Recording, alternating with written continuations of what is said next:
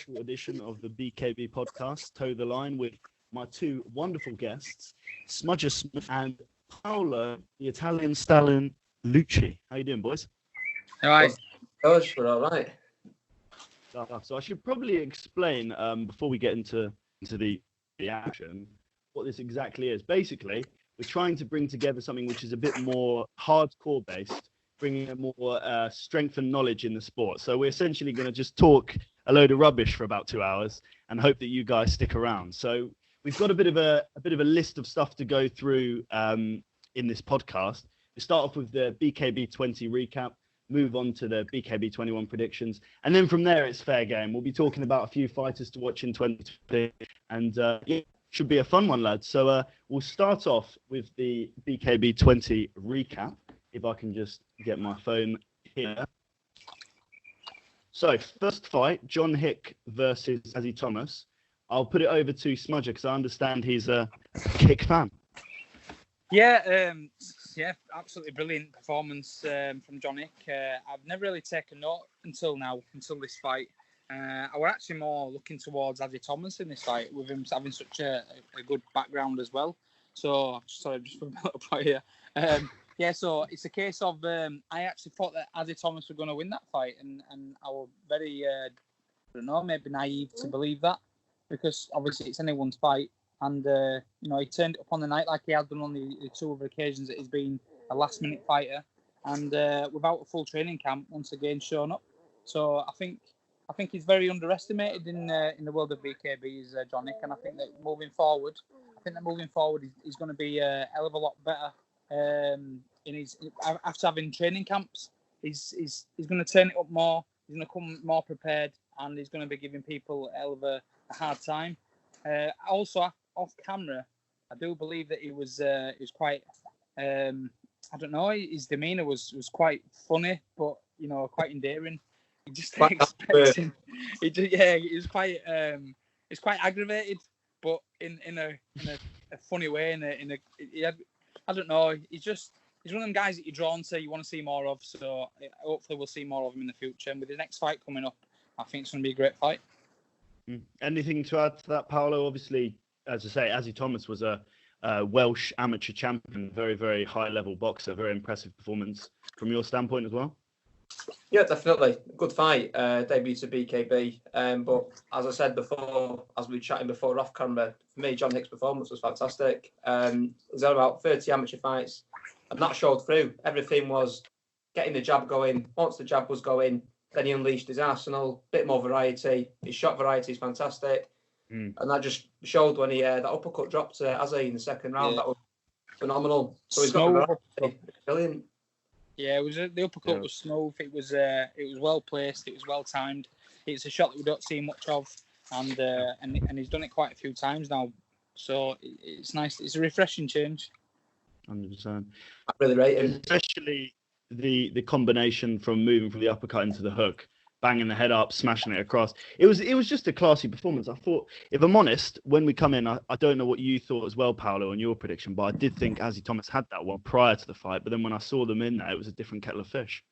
Yeah, absolutely. I mean, the bookies went with Azzy as well. And you just look at the experience on paper, it's easy to say Azzy, but once they got started, it's a good opener from Azzy, and people think he had the opener, but John Hick settled quickly. Absolutely. Fantastic performance. Yeah. For you, Smudger, I'm just interested what you think about this. As a debutant coming into the sport, how much do you think nerves play a part in a debut? I suppose it's all down to the individual, really. I think that a lot of people, if they've had, depending on their experience, but then again, BKB is its own, I suppose, venture. Boxing's boxing and BKB is BKB, and I think knowing that you're going to get in there and get hit by someone's bare knuckles, it can play a massive part. But I think, like I say, depending on the individual. I mean, Azzy Thomas, maybe we'll see him again, and if we do see him again, I hope that if it was nerves playing in the first time round, that the second time round, maybe control the nerves a bit better and show us what he's really made of. I'm not saying that there was anything to do with nerves, because I'd like to think that John Hick just performed how he normally performs and got the win because he deserved that win, and he had the better boxing ability. But you just never know if that was a part to be played. And the next fight, Mason Shaw versus Ash Griffiths. If I can time in on this one, I have to say what a fantastic return from Mason Shaw after experiencing such adversity in the fight against Anthony Holmes. I just spoke to Anthony Holmes just a few hours ago, and apparently, I don't know if either of you knew this, Mason Shaw actually knocked Anthony Holmes in the fight. I didn't see that, and I was just an interesting fact on that fight. But Mason, I think, struggled in that fight a lot to do with pressure, and I think he's better on the front foot. And I think with someone like Ash, who covers up, who's naturally that sort of Thai fighting style, he was able to get his best work off. So I'd be interested to see what he does in his next fight against Matty Hodgson, who again is quite an aggressive fighter. But for me, I just thought he looked absolutely fantastic. I think definitely the stylistic matchup played a bit in that, but I think, man, he just looked incredible. I don't know what you think, Smudger. Yeah, he was. He moved on angles. He hit to body, hit to the head. He did dip quite low at a lot of time. He's quite a low center of gravity sort of fighter. You don't expect him to be. You more expect him to be stood up more because he's only short. He's not a very tall fighter. I think he's about the same height as me, so he's about 5'9". So for his weight and his for how tall he is, you'd expect him to be standing tall to get that reach, but he actually stays very, very low. So he utilises that quite good, and he covers distance well. It's a good fight. It's going to be a good fight. The next fight, I've been working alongside Eric Olsen and helping him out. I mean, been trying to get his footwork, working with his hands a lot more, in getting the timing working. So moving on to the next fight, up to see a lot more from both. And I don't know, Paolo, if you know much about Ash versus Chas Simmons on BKB 22. They're fighting at, I think, 80 kilograms, because obviously Ash is not actually a natural fighter. That was I think it was 88 kilograms. He's fought, I can't remember, what weight was he against Connelly? He must have been about 80 kilograms there as well. But obviously that was quite a big one for him. What do you think, Paolo? Oh, go on, Smudger. No, I'm saying I think you're about 80 kilo. Yeah. You can't have been any more than 80. I'm sure that James were boxing at about 77, 78 at the time. So, yeah. Yeah. No, what do you make of Mason Shaw as well? How impressed were you by his performance? Oh, me, yeah. Is Paolo gone? Yeah, Paolo's still there, isn't he? Did you hear Paolo? Asking you, Paolo. Paolo just staring at the light. He's loving it. He's Paolo, a bit of sun he's seen in a lot of years. He's just been released by his mum and dad. I know. I've got to go to bed soon, aren't I? So I'll ask you again. What do you think of Shaw's performance? Like anything technical you know? Who, sorry, Mason? Yep. Yeah, mate, cracking performance. He looks in shape. He turned up for it. Physically, best shape we've seen him physically. But technically, he looked good. He's oozing confidence. Hands nice and low, and then that knockout with a shot, boom, absolutely one-bombed him, come from nowhere, closed distance brilliantly, long range, came in, fantastic shot, fantastic performance, and going forward, that'll give you a lot of confidence. I think he looked great. His next opponent, obviously Matthew Hodgson, he faced a good friend of Smudger's, Eric Olsen. It's an interesting fight, that one. It seemed like Eric had the early round, and sort of Matthew sort of started to come into his own in the second round. But I'm not sure how much Eric spoken to you about this, Smudger, but he spoke a lot about the game plan, allowing Matthew Hodgson to come onto him and letting the blood swell. How much do you actually rate Eric Olsen's IQ? Because I think it's something we don't really discuss much. He's good. He knows what he's doing. He's not the most technical of fighters I've sparred against. Obviously, I've not fought him, just sparred against him. But when you teach him something, he tries his best to retain that knowledge. He sometimes reverts back to what he did know. But if you just keep drilling him the same movements and telling the same thing over and over, it's just like an naughty child. And after a while, he has to do what he's being told. If not, he's going to keep getting punished. His power has improved since I was working with him. His stance has widened, and I think we've got more to see from Eric now, because he's getting more training with people over here now. With the sport growing, he's got more people, more avenues that he can work alongside. he's got more gyms that he can go and enjoy the training and getting an added value from them gyms.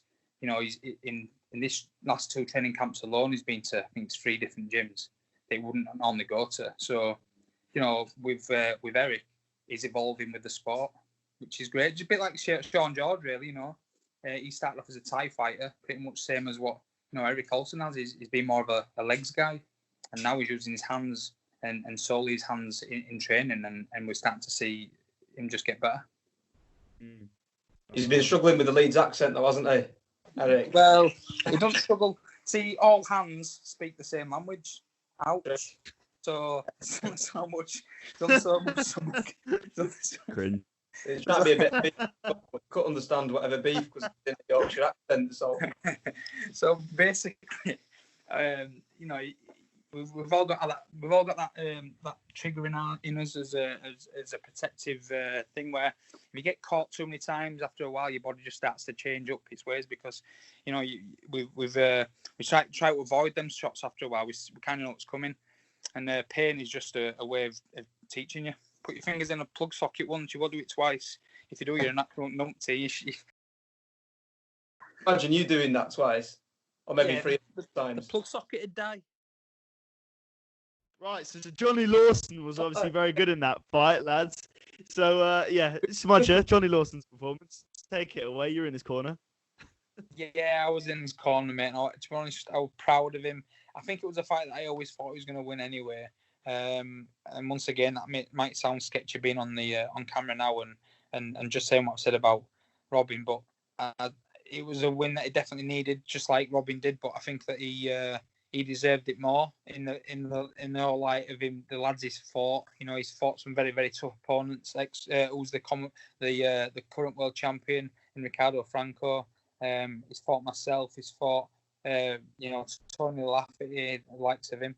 So you got to believe that he knew that this was his last chance, and that in the changing rooms when we were doing the pads, we were going through certain movements that I was trying to, because I've not gone through a training camp with him, so it's not like I'd coached him. It's not like I knew how he was going to be moving, how we'd maybe even improved in that training camp. But I would try to teach him just the little minor things that he could maybe do in the fight, and won't be all. I told him to throw a faint jab and an overhand right, and he caught him flush. In our corner, actually in the corner we was in, and I seen him just land it so nice. It was so smooth, and I told him to go again, and he I think he landed it again, and then he threw the uppercut just as he was going down, and it was a great moment. So it was a great performance. He stayed cool, calm, and collected. He didn't rush off so much a million miles an hour. I did try and reel him in during the first round. I was screaming at him, do not rush, don't rush, calm down. And he started to listen to me a bit, then he started going off again. He's one of those you have to reel him in. And if he can't hear you in the corner, then, you know, that's him, is off like a steam train. And, well, as I say, Jonny Lawson, much better his record suggests, 1-6 now. The argument amongst people, interestingly, just to mention Tony Lafferty, is a lot of people think that he actually beat Tony Lafferty. I'm not going to chime in on what I personally think on that, but I do believe that, you know, people do think that Jonny Lawson did win that fight. I assume, Smudger, from that smile, you're one of those men. I think it was closer. And this is once again, he's one of my pals, they're both my pals, you know what I mean? It's horrible. It's hard in this sport where the pool of fighters is so small and everyone knows everyone so, well, quite intimately, really, when it comes to the boxing ring itself. So to be a friend of both and to have fought both, and I studied both, and I studied that fight to fight Jonny Lawson, and I've watched that fight again to fight Tony Lafferty. So I've watched that fight countless times, and I always say that, you know, it could have gone either way. I don't think it was so clean cut. So it was a very close fight, and it's a 3-rounder. Let's be right about it. 3-rounders, they're not always so easily fucking, you know, judged. Yeah, that's true. I need to apologise to Jonny Lawson. After last show, caught up with him. I had a few too many drinks, and I was talking, and the really polite guy was listening to me, but I was going on and on and on. I'm sorry for chewing your ear off after the show. To me once. You didn't talk to me once. You just fluttered past me and ignored me. You fucking ignorant. I know. He was down the road. He's going, Paulo, can we do interviews? I didn't beg you for all. You said you're doing it. I swear to God. Were you talking Italian to him? I don't know what I was talking to him. Talking rubbish to him, lad. I think you might have taught Stredder some Italian as well, because he was a bit incomprehensible as well. Yeah, Paul. Me and Paul both like the pizza. We're both big fans of the pizza. So, Paul, shout out to my Italian brother. Jesus Christ. Moving swiftly on from that, Paul Hilz versus Bachir Fakhouri next, and a fight I certainly enjoyed. My goodness, 2.3 second knockdown from Paul Hilz. Wow. He did say, when I spoke to him beforehand, there was a big discussion we had about him going in there in a conservative display, working on the jab. You know, he was telling me how he was going to go on this technical boxing. I was like, God, it's going to be really exciting. I've seen him spar. I've been in his gym. You know, I think, you know, he's definitely got the technical ability. And then he decides to go and throw about 6 overhands. And yeah, it was an interesting performance. You know, a very quick one, and definitely effective. Smudger, what do you think of the technical ability of Paul Hilz? I think he maybe just caught up in the moment after his last fight and losing. I think he just wanted to make a statement. But also, I got told they were closing the bar off early in the night. So, I mean, there's what I'm saying. Oh, we're gone off. But not to back up what I'm saying, I am under the presumption that he maybe just wanted a drink. Well, it's Paul Hilz actually hasn't drunk in 20 years or something like that. There goes. He's like me. He's a teetotal. No. There's a shortage of water. That's what I mean. Yeah. That's it. Yeah, that's the one. Paolo, I'm interested, Paolo, for you. Regards to Paul. Outstanding thing about Paul, there's 2 things. One is work rate. He works so hard, and he loves training. He actually loves training more than his rest days. And if you've got him on social media, you'll see how hard he works. I think him and Sean George are the 2 hardest trainers in the BKB. You know, people who work hardest training. The other standout thing about Paul is how chilled he is. Like, I saw him a few minutes before his fight with Bash, and everyone around him panicking, everyone getting warmed up. He looks so calm. He's the calmest bloke going. So I think Paul's biggest strength is his mentality, his work ethic, and his no-nonsense, calm attitude to the whole thing. And it's a big asset for him. It will, as I say, it will be the test. The test will be extra. I think we've all discussed the Arnfield fight in great depth, and it was unfortunate for it obviously to be stopped on a cut, but that's the natural part of the game. I understand, Smudger, you had a belief that Paul Hilz. You thought that Paul was going to come on to Arnfield after that fight? You thought if it went on for a bit longer, he had more of a chance? Yeah, I think, well, I know that Arnfield suffered quite a bad injury to his hand. And we all know that injuries can change things up, especially in this sport. You know, be it cuts, as we've seen with the fight with Paul Hilz and Arnfield. But also with hand injuries, how people don't want to throw them with such conviction and they've damaged their hands. So, you know, being that said, maybe later on in the rounds, if it had gone further on into the later rounds, bear in mind it was a 5-round fight. You know, would this fight have been turned around? Would if the cuts hadn't been so bad? I'm not saying that obviously the fight happened how it did, and the win was the win and the loss was the loss. But had it been for the cuts not being as bad, would Paul have got the better of him in the later round? You know, could he have stopped him? Would Jack Arnfield not be able to throw so many shots or with such conviction and therefore not be as dangerous? Yeah, I know it's a lot of what ifs and coulda, shoulda, wouldas, but you know, you've got to look at this in the manner we are looking at it right now. You know, this could have been the outcome. Paul Hilz could have beaten Jack Arnfield and therefore could have been on a win streak still. Yeah, 100%. But obviously, hats off to Jack Arnfield. The performance was excellent. Yeah, it's a shame that we can't see him in there again now.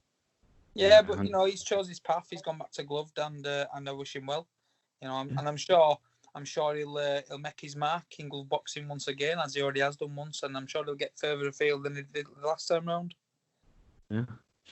So CJ Mills versus Robby Drought. Obviously, it's important to note that Robby Drought was way out of his natural weight class. In fact, he's actually not fought at his natural weight class in either of his fights.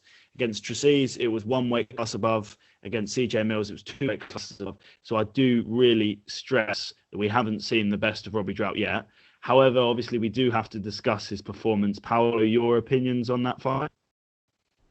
Yeah, it's just a shame that he's over so quickly, and I think that purely is due to the weight class. Robby Drought is a solid, hard guy. I mean, in his debut against Trez, I didn't give him much of a chance. I thought 10 amateur fights, he's not fought boxing in a long time.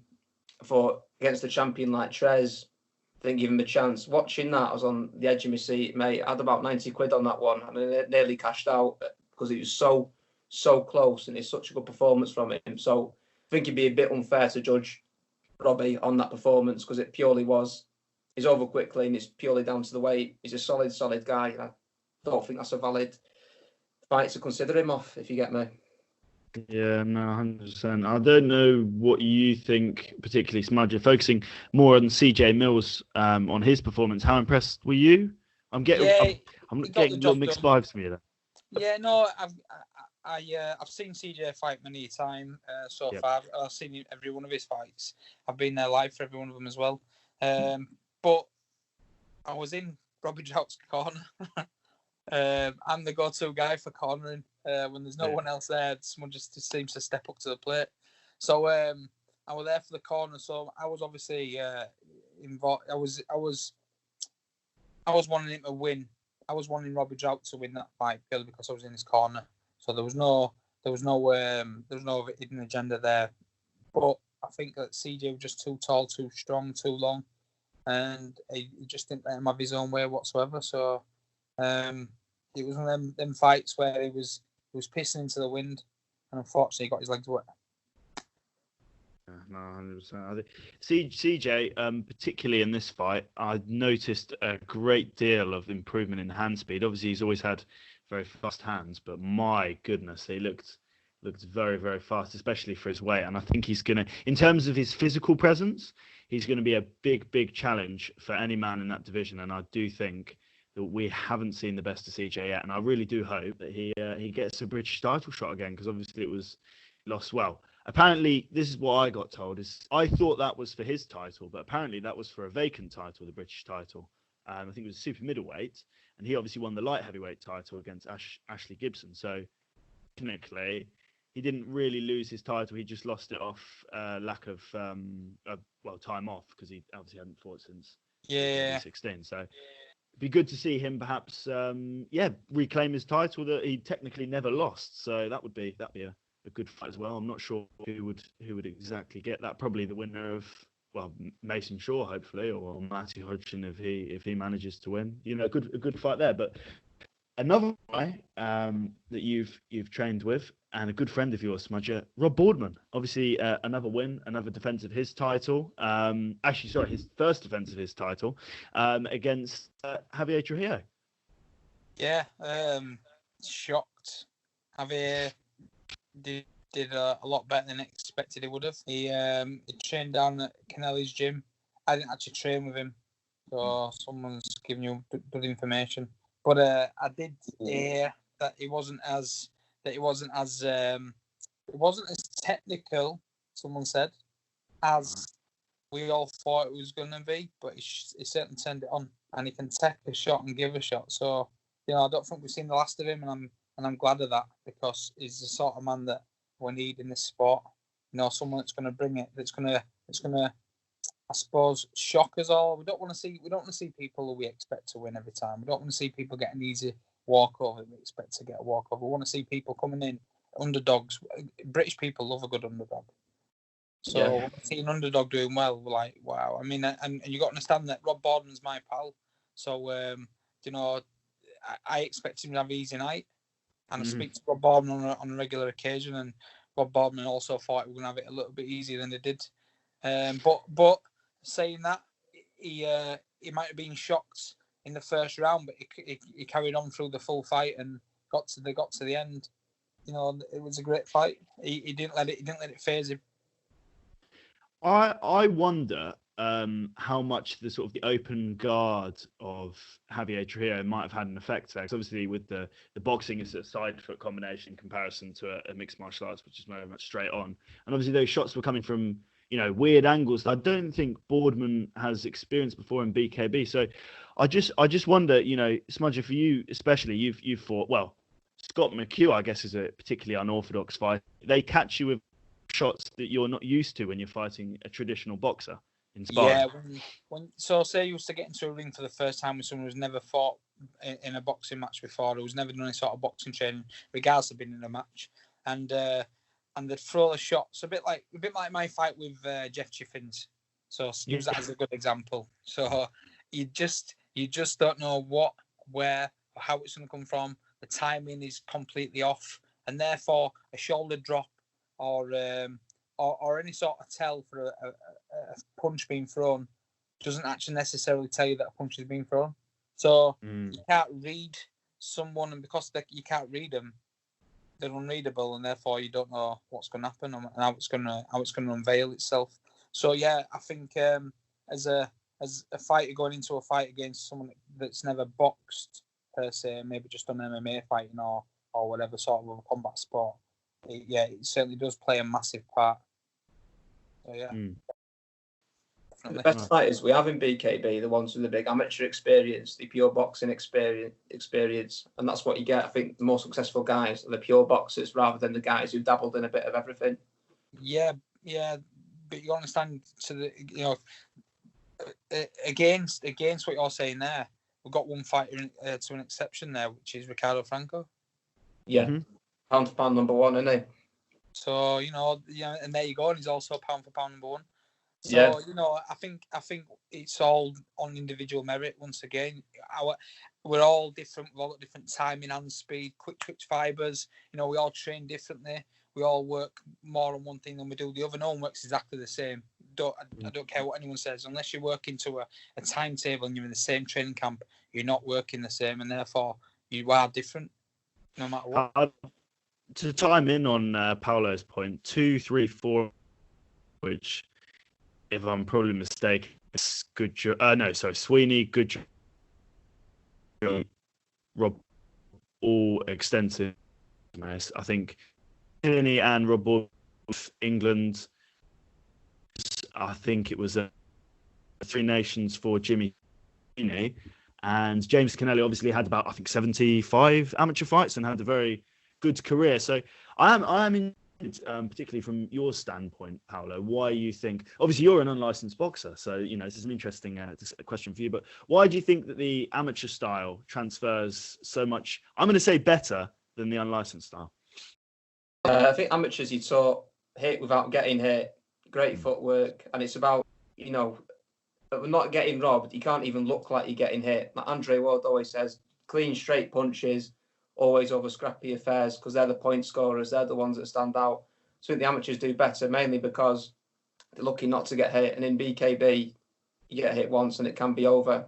Some pros, some unlicensed guys, they like to pride themselves on, don't mind taking a shot to give one back. And that's not the game plan you can have in BKB. So that's why I think the amateurs really stand out, because they're more evasive and they keep the range well. The footwork stands out.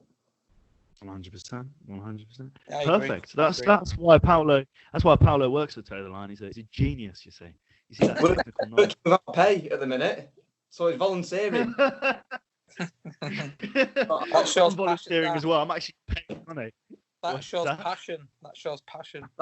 Yeah, think of it on a good way. It shows passion. My pay is just Italians. You Italians are all passionate.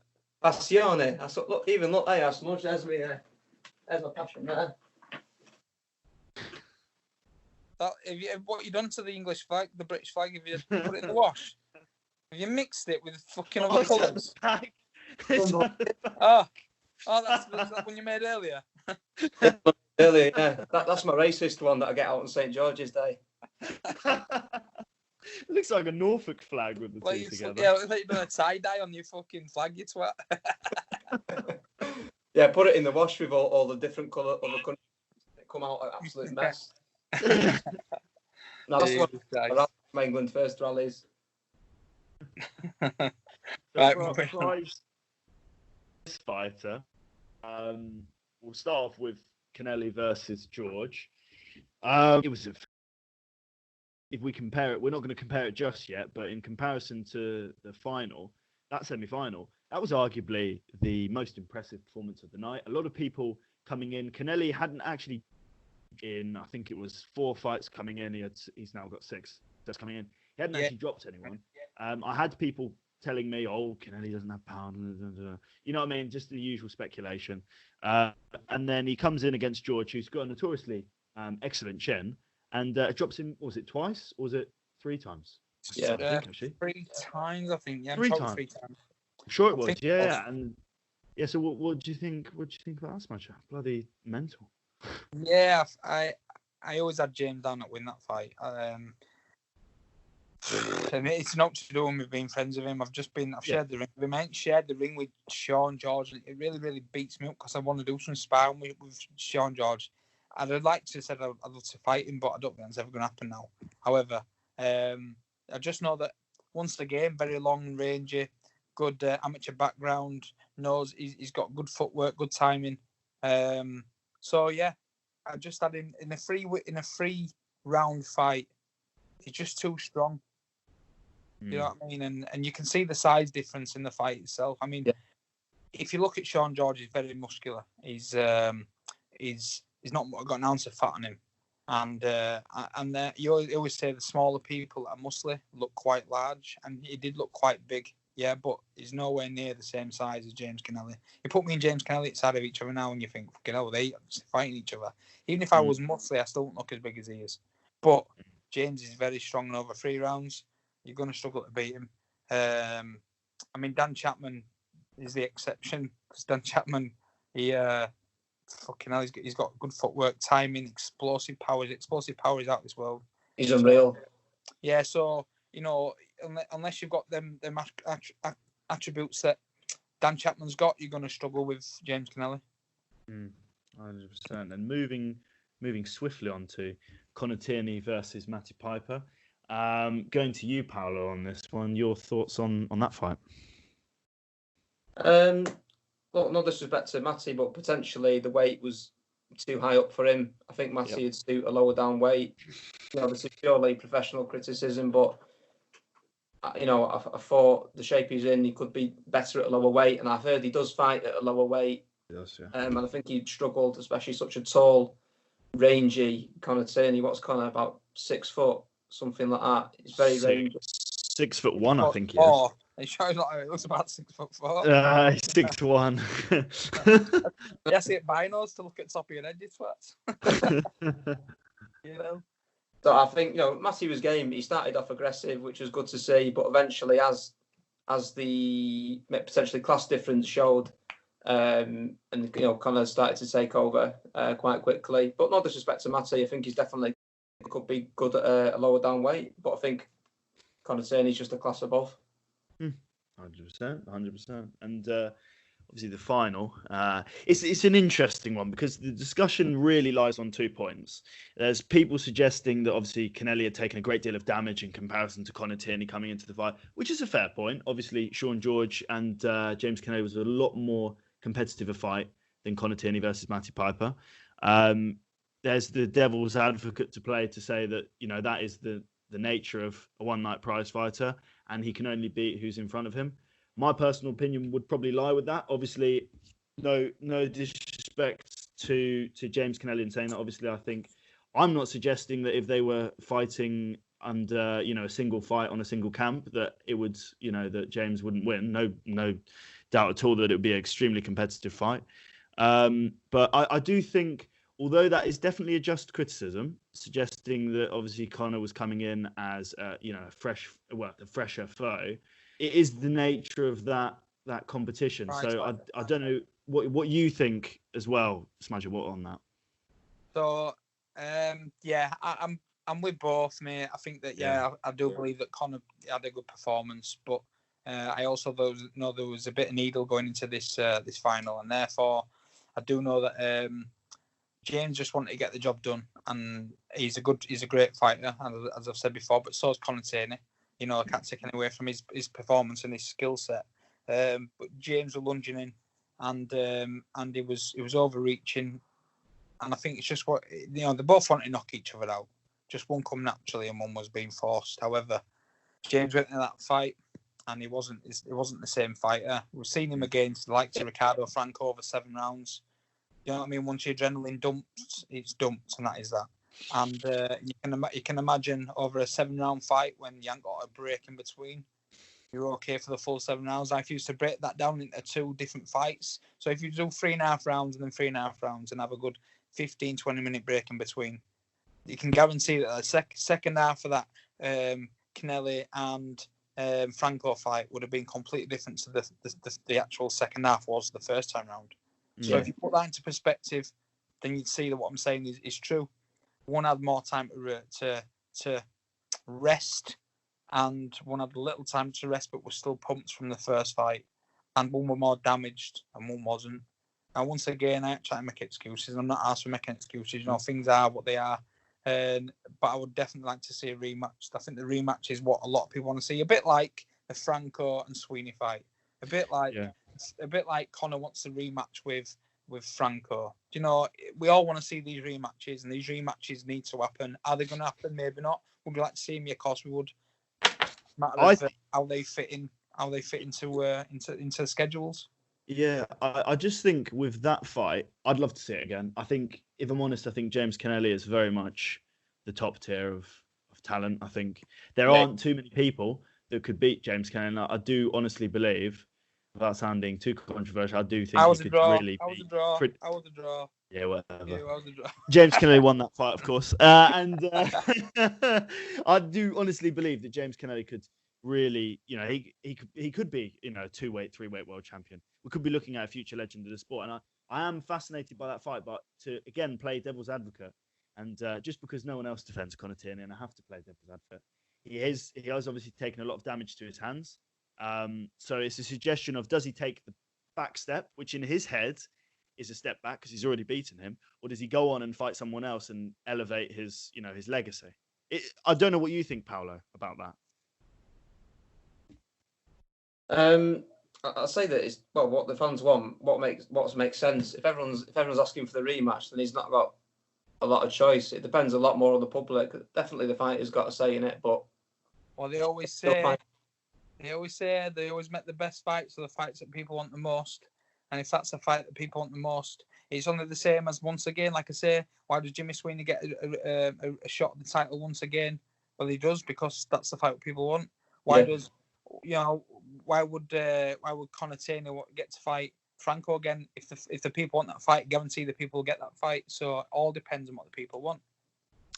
I think I'm going to put a poll. I think I'll put it on Facebook. I'll start a poll, and hopefully we'll see what the people want. But I would say it's definitely a fight I would like to see. I wanted a rematch for Trez for the British title, but I never got it. Yeah, well, people didn't want it. People didn't want it enough. No. You know what I mean? So people are more interested in Paul Hilz, you say? Well, I agree with that, mate. I love your fight, Trez, so much, especially that. I loved your fight with Trez, especially that massive knockdown. I thought he'd killed you, and you got back up. I was like, what?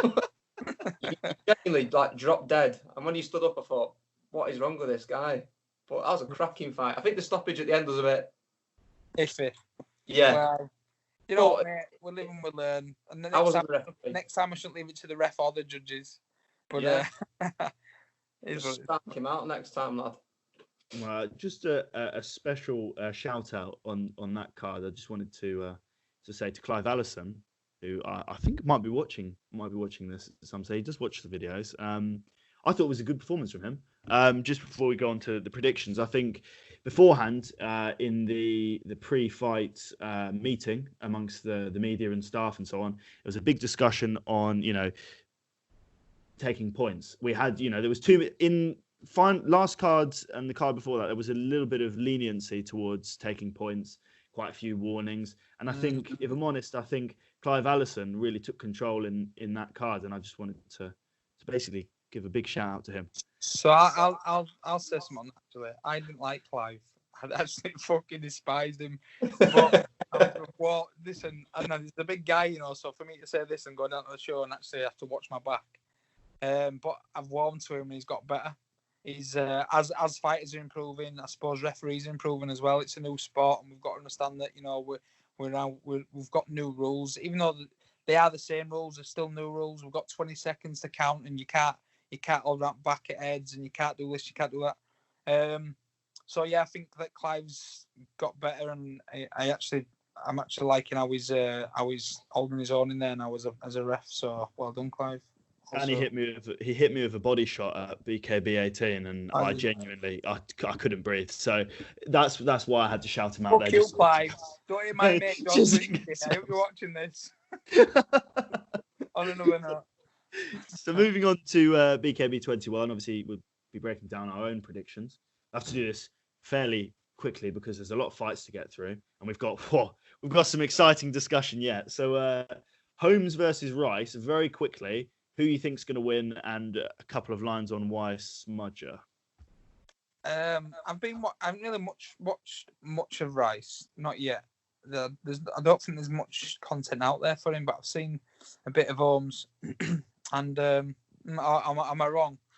Well, he's a cage rage veteran, so there's a bit of. Yeah, but I mean, as in boxing. Oh no, nothing. Oh, no. So I don't know. I think like we're just about boxing ability and stances and combat sport backgrounds. I think that Rocky looks more of a boxer. It looks like he can hold his own as a boxer. Yeah, and there's that as well. But so I don't know. I think my prediction on that one is definitely Rocky Holmes. So Rocky, we've not met yet. Don't be banging me when you see me. I'm open to all weight divisions. I'll put a lot of weight on if you want. But I'm Gavin. I think Rocky's going to win that one. Fair enough. And you, Paolo? Potentially agree. The bookies don't know. Bookies have got Chris Rice. But I would say Rocky because a bit younger, and you might want it more, you know, because Chris has said that he's looking just to tick a box for this one, just to get BKB done, and he's quite open about the fact that he's not sure about if he wants to, you know, stay doing the BKB for a long time. So potentially Rocky's a bit younger in his heart. There's a bit more in it. So I'm going to go with Rocky marginally. I will time in and say that not a lot of people know this, but they've actually fought before, these two gentlemen, in mixed martial arts, and it did end inconclusively again with a broken arm. I think it's for Rocky Holmes. Due to a head kick. He was blocking a head kick and he broke his arm. I don't think there's any footage on it, but that's what I gathered from what Chris Rice said on his podcast. But I will say that I don't think it's going to be a repeat. I think it'd be revenge, and I'm going for Holmes just purely because he looks the cleaner boxer. Chris has been out for about, I think, 5 or 6 years, and that's absolutely no disrespect to him. Pardon? Potentially 7. It might be 7, you know, and he's 42. Yeah. Again, we shouldn't be talk about age. Obviously, age is only a number in BKB. But he's 42. When he smudges, it's touchy subjects for him, isn't it? It is, exactly. That's why I don't want it. He's putting his dressing gown on because he's getting ready for bed, the old man. Like you, Hefner. Yeah. So I go for not that old though. No, I go for Holmes, and I think if I'm honest, I think his power will be the difference maker, and we could be looking at a finish. I don't like to will these things on, but we could be looking at a finish. So moving on to Reece Murray versus Leonardo Torres, the first Argentinian to fight in BKB, versus another guy from Leeds. So, not from Leeds. Not from Leeds. I was born in Leeds. But he's not from Leeds. Is he not? No. Where's he from? No, he's from like Norman and Castleford ways. He's an inbred. Oh, but he trains at Golden Team, so he's from Leeds. Yeah, so no, he's got 6 knuckles on each hand, so whoever's standing in front of him is going to get some cutting up. Hey, he's winning everything now, isn't he? 6 knuckles is out weaponising everyone else, isn't it? I hope the medical staff bring plenty of bloody fishing wire. A lot of cuts to be starting out. See how much hand wrap Sammy uses to wrap his hands. If he's 6 knuckles, then she's going to be doing bandages and bandages to wrap him up. Just They don't to go over Knuckles, interject, I don't know if you know about BKB. They don't go over Knuckles anymore, so you don't have to worry about that. I play, yeah. Just just to interject on Sammy Cheese, I just want to say that I'm actually wearing her T-shirt today. Bloody hell. Do a bit of a. Do you know that? Have you been doing washing line in there? Did you know that's gone missing, that T-shirt? No, she gave. Do you know you're wearing Yeah. that? She does a one of a kind. She's been telling me for a while to get it on camera. So, That's you. there you go, Sammy. Not in that way. Anyway, Murray versus Torres smudger. I think Murray. I've got Murray down. He's very technical. He moves on angles. He can switch. He's got power in both hands as a switch hitter as well. Head movement's pretty good. I mean, to be honest with you, I brought him on. Me and Porrick, the Golden Team in general, he came to the Golden Team about 2 years ago, just before I started the BKB career, and he was he's a white collar fighter, and I was just bouncing around him, and he thought it was pretty cool from his gym. He was like, "Yeah, I'm a pretty good fighter." And then I got in the ring and give him some ring rash, and then he opened his eyes up to the fact that there's better gyms to be going to and better people to be training with and sparring against.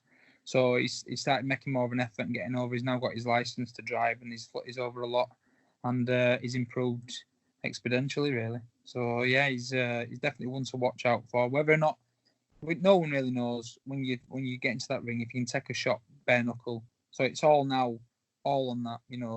Only time will tell once he takes a shot if he can stand there and trade, or if he wants to stay involved and have another fight after that, which I'm guessing he will. He's a Yorkshire lad. We're up here. We're all built quite sturdy. We know. The exception, George. He was born in Leeds, but he's couldn't punch through wet newspaper. A hard man, me actually. So we'll see. We'll see when the amateur fights come through. But he's obviously, a diluted version. Look at him. Fucking hell. Where's Wallace? Where's Wallace on tour? George, you've got any circle glasses? Yeah, I don't. You look like the bloke off Where's Wally, wasn't he? I've got a few glasses actually. I've got these bad boys as well. We should do it on the next card. We'll put him in the middle of the crowd and we can see Where's George. We can try and spot him in a red stripy jumper. That'd be some great content. I've got a red stripy jumper somewhere, so we could definitely get that going. No, but that's for burgling. Oh yeah, sorry, yeah. Smudger would know something about that. You borrowed it off me, didn't you? So, Move on. Move on. Moving on to Paolo's opinion. What, on just being scruffs in general, or? Murray. Burglars or burglar retire.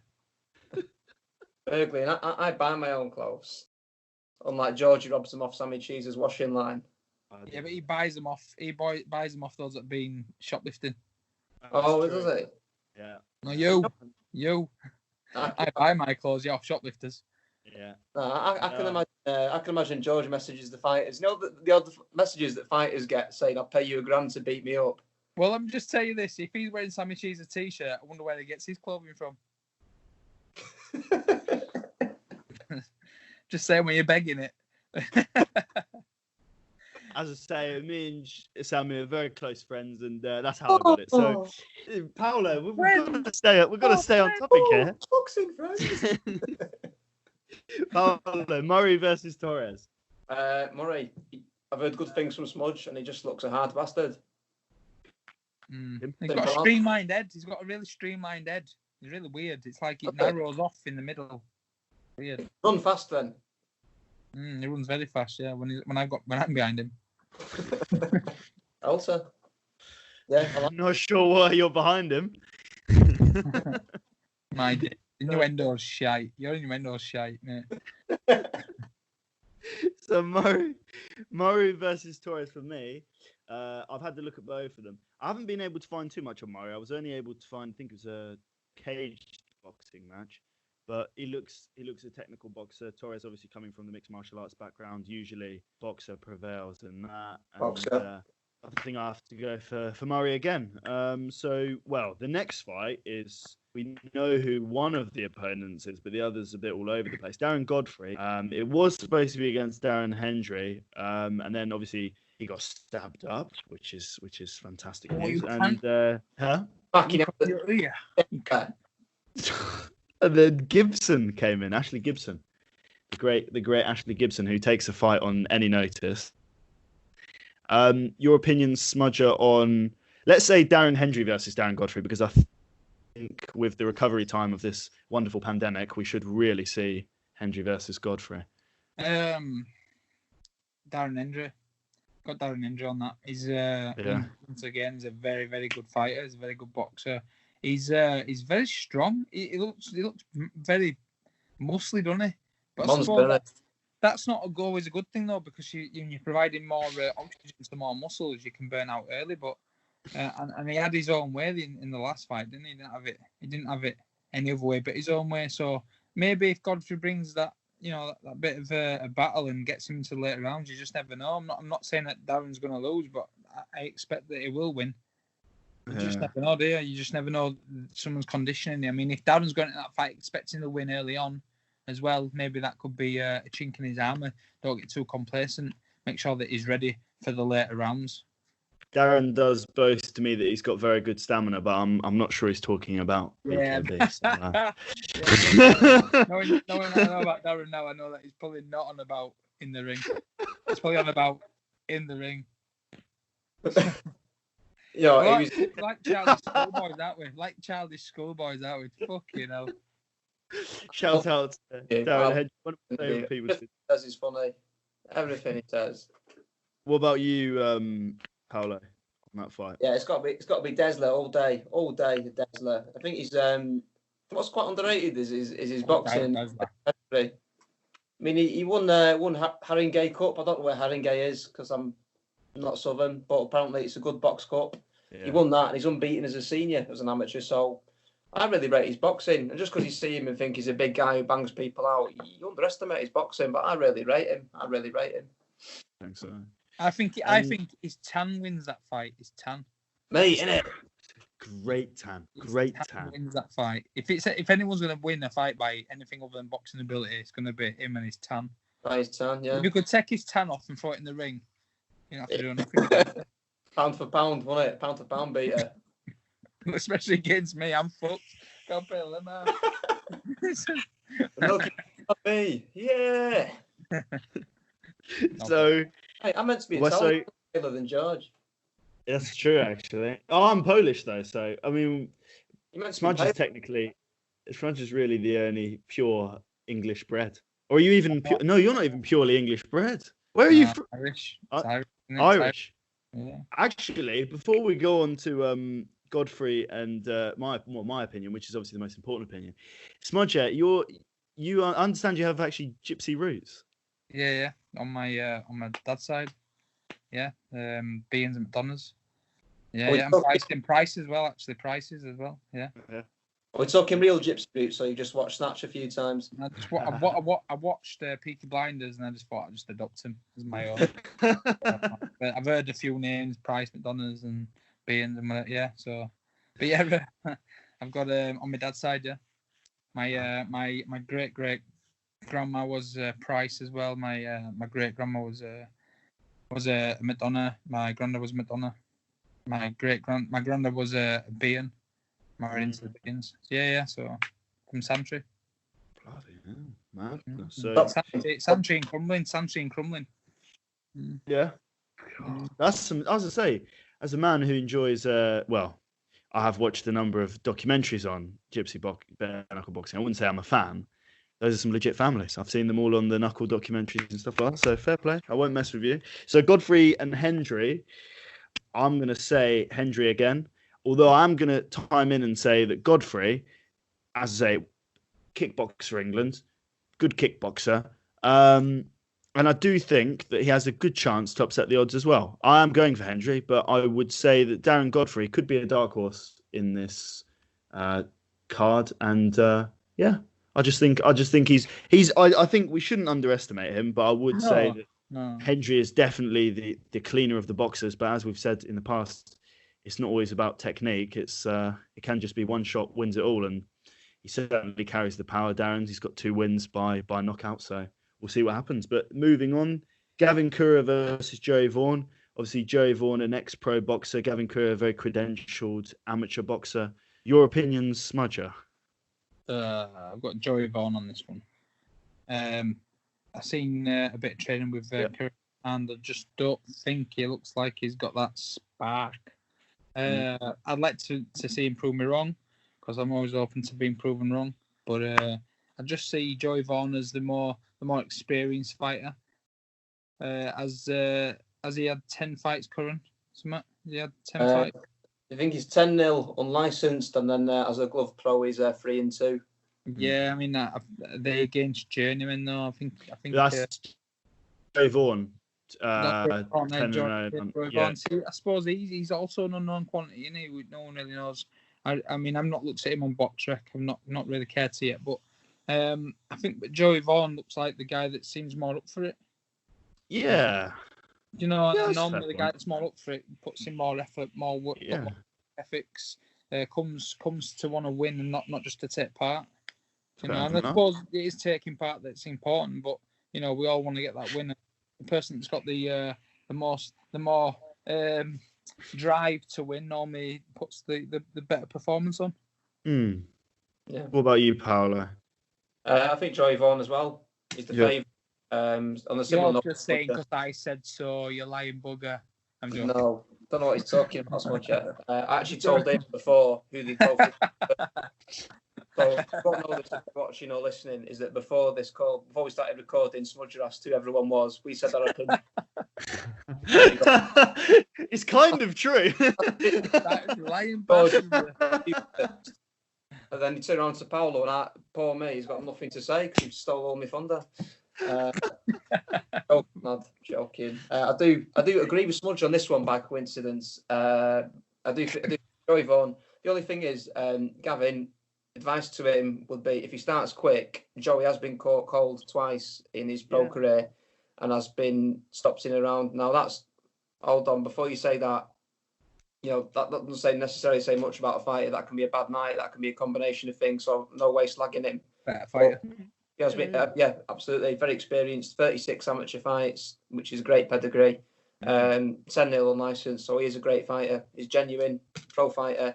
But if Gavin's got a chance, try and start quick and get it done very fast. Otherwise, I only see a Joey Vaughan win.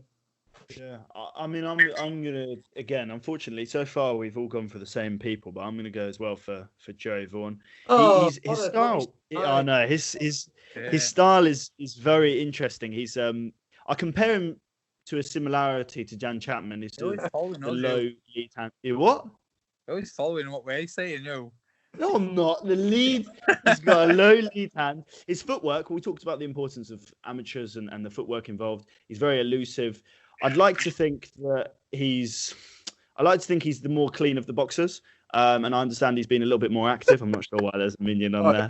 We should interview the minion. Minion, do you disagree with George or Smudge? Banana. Oh, gosh. This is exactly what I hope didn't happen, just as I'm getting serious here. So yeah, Joey Vaughan, to say, elusive boxer, great footwork, very explosive, similar to the Chapman, sort of the low lead hand, exploding into the jab. He's basically a very clean boxer, and I do think he's got a very bright future in BKB, and he will be one to watch on my 2020 list. So Stredder versus Harden.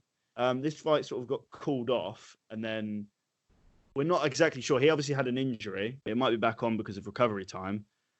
Your opinions on Stredder versus Harden? Stredder wins. Stredder's now in training with myself. He come up just before he sustained his injury, and we'll teach him some new things up at the Golden team. And his footwork's coming on a lot more. His head movement's going to be a lot better. His hand speed's pretty fast anyway, but with better timing, better footwork, and better head movement, he's all round going to be a better fighter. And he also beat him the last time on another promotion. So if he can improve on his last performances or his last performance against Brandon, then I can see no other outcome to this fight than that, unless it's a lucky punch. And anyone's got a puncher's chance. So That's the only chance he's got, I reckon.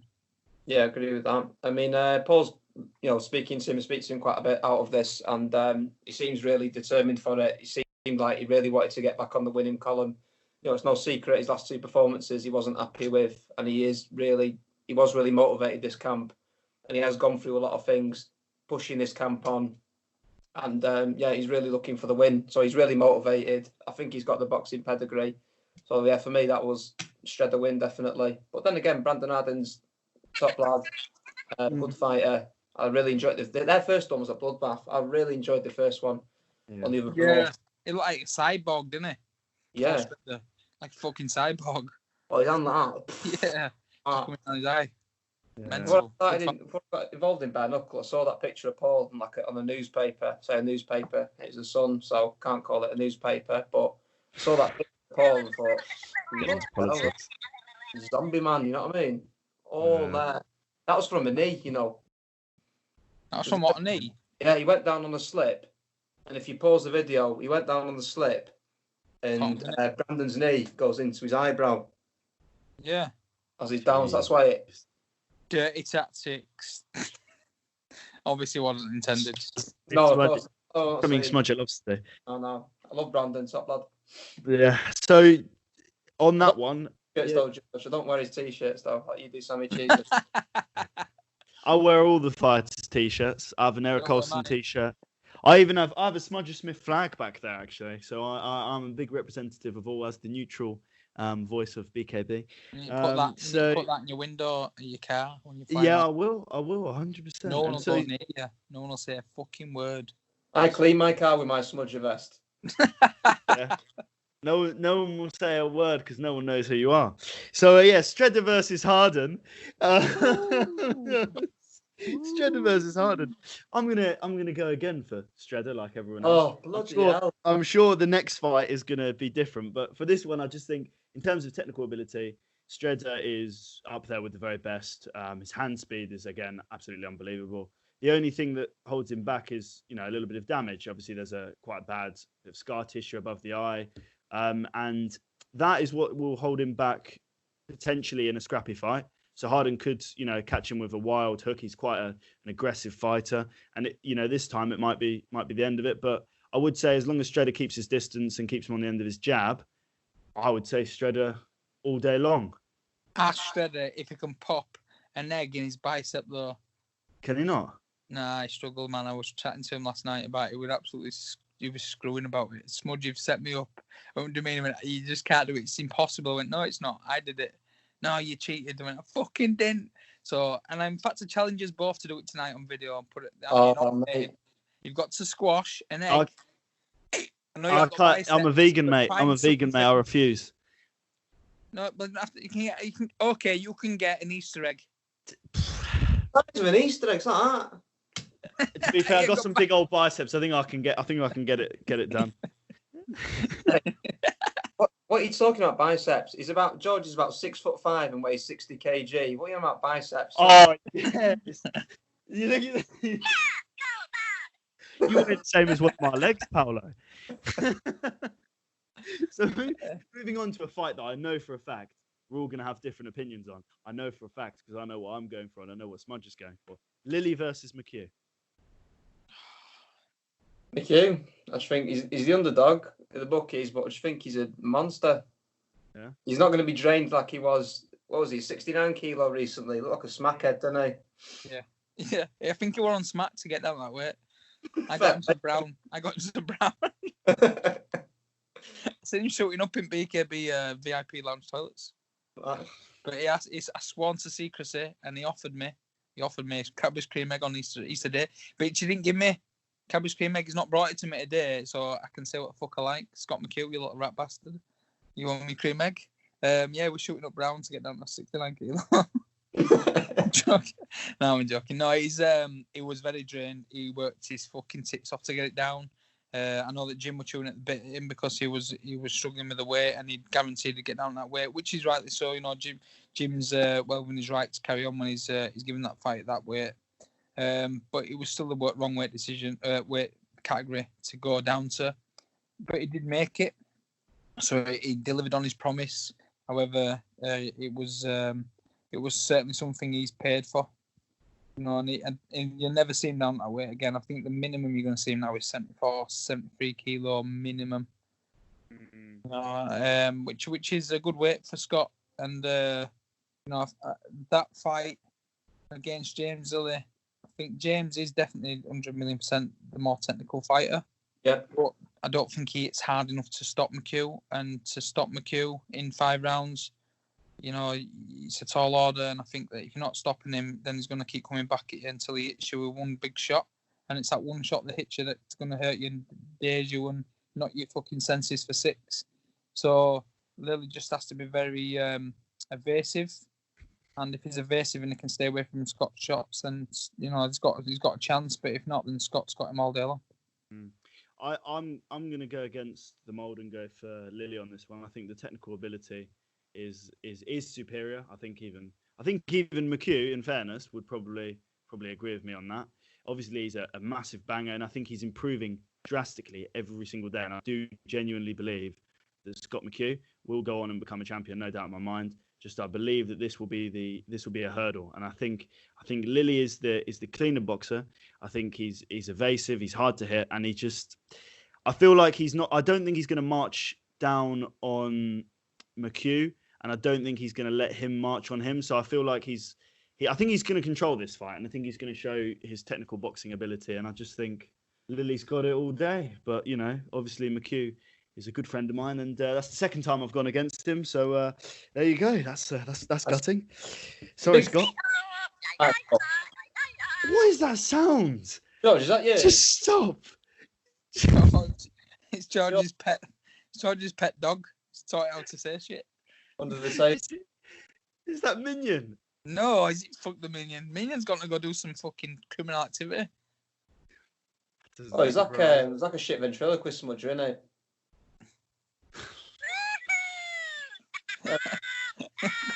Moving on to Thomas versus Parker. I'll go to you, Paolo, first, because just to change things up. Your opinion on that fight? Yeah, British title as well. Yeah, I loved the first one. Dave Thomas really impressed me, and he proper bamboozled Mickey in the first round. Mickey said himself was like, "What is going on?" Because he come in quite low stance, and I'm really impressed by Dave Thomas. The first one ended on the cut. I think if you look back Mickey's banging uppercuts in. I think the second one could go Dave Thomas's way. I really liked him. Fair enough. And you, Smudger? A draw. That's a good net bet shout. I think. You draw? It's a good draw, yeah. I think it's a good chance to be a draw. Draw, which gives us a quad. Right. 4th fight. Well, I'm gonna. I just want to go against the grain, and I think that they've both had it their own ways to a degree, except for obviously Mickey's got the win.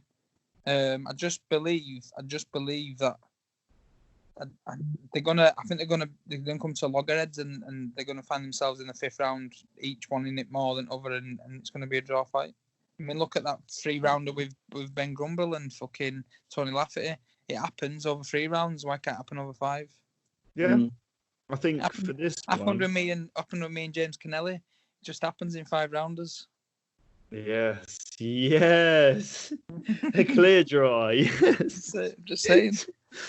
James is going to be watching this, and he's fuck not James. going to be happy He's about my pal, but fuck James, he knows. Okay, all right. Well, so I've got to go against the grain as well. So obviously, Paolo went for Thomas. You go for a draw. I'm going to go for Parker. I think over the longer rounds, I'm starting to believe that obviously muscle mass plays a big part in cardio, and the experience of Mickey Parker, I think, will shine through here. So I'm going to go for Parker, and I'm really glad that we're going for different ones. He may want it more, Parker. Yeah. He's been in the paper recently as well, and he's been saying on Facebook he wants to be a champion. And I did forget also before about when he dropped Thomas. I don't know if it was in the second. Yeah, I think it was in the second. Was it recorded as a drop? I don't think it was. No, but it was recorded as a slip. I think ref at the slip, but it was definitely a drop. Yeah. I might reverse on my opinion. I'm undecided. Oh, Thomas, I loved his boxing, but Parker might want it more, and he did Get drop on him the in the first. bus. Get off the bus. Get on the bus. Get off the bus. Yeah, It's because he follows me around, you see. no, on the bus. On the bus, yeah. there's always one not on the bus. Maybe not. But yeah, no, that's a fair point. I think, yeah. And obviously Parker just signed a new 2-year contract, so clearly very hungry. Determined, isn't he? He's gonna want it. Yeah, 100%. So moving Lost on. a lot of weight, you know. He probably is hungry. Yeah. Yeah, yeah, it looks very low. Yeah, Does look thin, doesn't he? He's done well, you know, to lose the weight. I seen someone trying to have his life the other day on his training video. He's doing like half press ups. All right. I think CJ Mills come up with his head and said, "Look, yeah, fucking people that don't know this, you know, half press ups are, you know, they are a thing, and they do help improve, you know, your wider chest and you know other areas of your muscle building techniques." But yeah, he's quite clearly it's working for him, and he's got down to his weight that he wanted to get to, and he's done it healthily as well. So you know, good work. Yeah, I rate him. I back him. Oh, 100%. So moving on to the other British title, the co-main event, Chapman versus George. Obviously, Yes. Chapman's returning after quite some time off. I think it was BKB 15 was the last one against James Connelly. Obviously, he's now fighting around his natural weight, 69 kilos. Last time out, he was, you know, well, a little undersized, but still defeated James Connelly, which kind of just shows you the strength and the power of Dan Chapman. I'm going to start this off by going for Dan Chapman. Although Sean George is obviously a legend, he's seen it all in there. I do honestly believe that Dan Chapman is the best technical boxer in BKB. And I don't know what you think about that, Smudger. Yeah, I agree. He's one of them, if not the best boxer. Second to me, I've told Dan before that he's got to stay in his lane. Don't start sniggering. No, I'm joking. I was laughing at something else, Smudge. Oh, was you? Yeah. We'll share with the class. Yeah, what were you laughing at, pal? No, sir, I've forgotten. Put your hand up from now on. So when you're sniggering. So yeah, I think this is a good fight for Dan because he obviously, like James did, if he beats Sean's you know, he's a legend of the sport now, and to beat Sean George is a big thing to do. Just like Jimmy Sweeney or Tyler Goodjohn, I suppose, when someone finally beats Tyler. But yeah, I think that it's Dan Chapman's year. Obsessed with Tyler. Fuck Tyler. Yeah, like no bed. No, I think it's Dan's year. I think it's Dan's year. Yeah. He's definitely going to be, regardless if we start fighting in the middle of the year or not. I think it's a big year for him. Even to have 2 fights this year would be good for him, and I think 2 fights this year will be eye openers for the rest of the BKB community. And his potential, really. I think he knows his potential. Sean George in this fight, he just got to be Sean George, hasn't he? He just got to be the tough, robust, and fit guy we know he is. And if he can weather the storm and get into the later rounds, it'll make for an even better fight. I've still got Dan down as winning, but I'd like to see it go to the end. Not to douse any flames out for Dan's side, just because I'd like to see Sean George go the rounds with someone Dan's technical ability, just to prove how much he's come along, because he has come along a lot.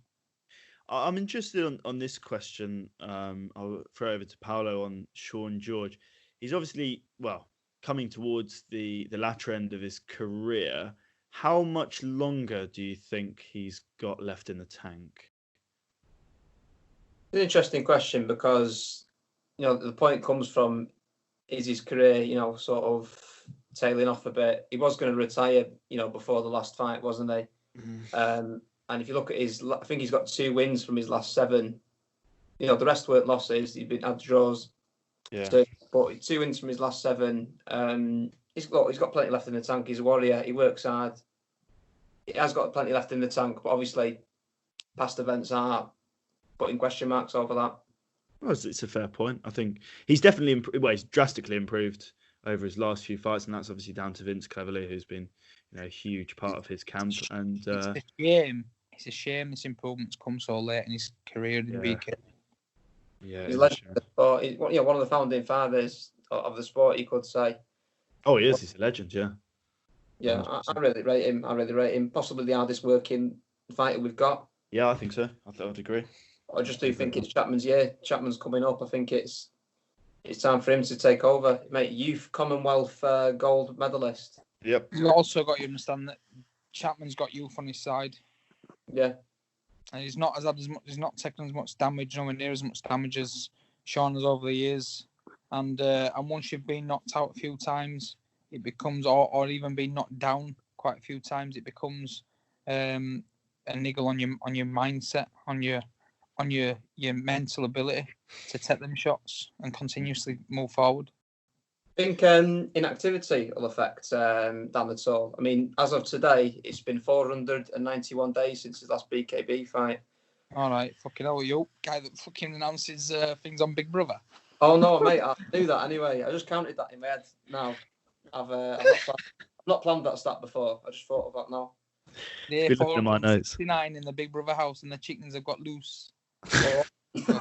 Sick. I was actually going to say it's been 12 months, 13 months, about 13 months. No, not 13, 15 months since he fought against James Connelly. So yeah, it's been a long time, hasn't it, really? But he's always in the gym. He's got his own gym, bear in mind, so he's always doing something. Yeah. I guarantee he might have been inactive, but he'll been training hard. He might not have been active in fighting, but he might have been active in sparring. Yeah. So, all that being said, he's still been active. Yeah. Injury permitting, he's going to be a champion easy. World champion one day. He has to get through me first. No, I don't really. I'm over 69 kilo. All I'm saying is, Dan, you got lucky escaping that draw in the first prize fight there. I sparred Dan Chapman and he knocked me down in the first 20 seconds of the first round. Really? Yeah, it was one. I'm not afraid to admit on camera. It was one of them shots where I didn't expect it. I think I underestimated him a bit too much and let him. He caught me with a lovely left hook. And one minute I was stood next to him on my ass. I went, "Fuck with that." like someone had maybe kicked me from the side, kicked my legs from me to the right hand side or something. And then he just got back and went, "Fucking hell, man, get your fucking hands up." And I went, "Oh, all right, no worries." What accent was that? That was Italian. I was trying to do my best Italian accent because I know you understand it. Mate, it sounded like a Polish Nigerian. That was shocking. Bloody hell, smudge. I'd have to write down you. Put your bloody hands up. I can tell them just apologise to all of Wales, please. Yeah. I'm going to have all the Dan Chapmans at my door now. Right. So we've all gone for Chapman there. Fair enough. I do have to say, on the sort of the devil advocate side of things, obviously we didn't really, I don't know what anyone else thought, but I didn't actually expect Sean George to compete as well as he did against Tyler. Obviously wasn't writing him off, but that fight was extremely close. And Tyler is pound for pound number 3. So, we could very much see Sean George bring it out of the bag, and he is at his best when he's under pressure. So we'll see. But moving on to Tyler Goodjohn versus Jimmy Sweeney, the main event, the biggest fight ever in BKB, in my opinion. I don't know about what Smudger and Paolo think, but I think it's the biggest fight in BKB history was Smudger versus Everin Carrot Sung. That was the biggest one. I hate that fight. I wish I hadn't taken that fight. But I didn't want to let people down with Fingers McGee. I had to remembered him fingering my ass on that fight. Really? Yeah, without lube, but I still only just felt it. Yeah, it was very manipulative with his fingers. I think that fight with Jimmy Sweeney and Tyler Goodjohn is a good fight. It's definitely one of the best fights they've made so far. I think they should have maybe left it till a bigger arena, maybe Wembley. But then that's just my opinion. If it was always going to happen, then it didn't have to happen straight away. But they always do say that they pride themselves on the best fights, the best, and that all happens as soon as it possibly can. But I think Jimmy beats him on a knockout, or Tyler wins on points. So who are you going for then? Who would you? couldn't say one or other. You've got to say. This is the nature of the game.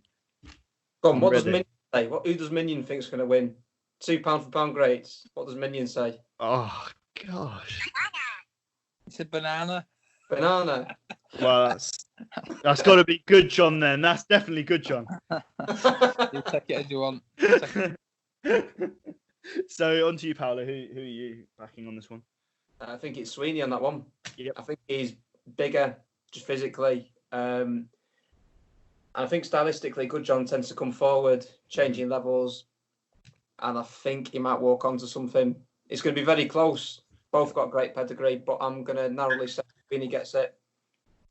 I think I'm going to say this as uncontroversially as I can, but obviously we've seen a fair bit of telegraphing, which Sean George picked up on in the head movement of Good John, and I do think I'd have to agree with Paolo because I do think that I do think that Sweeney is the mastermind behind sort of the style of BKB, and I do think he'll work out that head movement and catch him with something a little unorthodox from a strange angle. It'll be something like that. But I do also think that if Good John puts him on the back foot the way that Ricardo did, then it could be an interesting fight. I think Good John might actually win this fight through a scrap.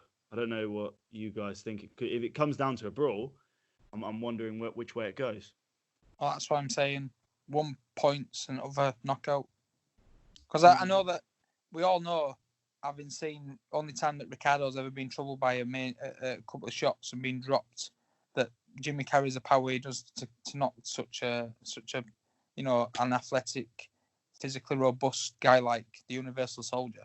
Then if he was to hit someone like Tyler, who's quite petite in size compared to Universal Soldier, then he's going to cause some sort of a dent.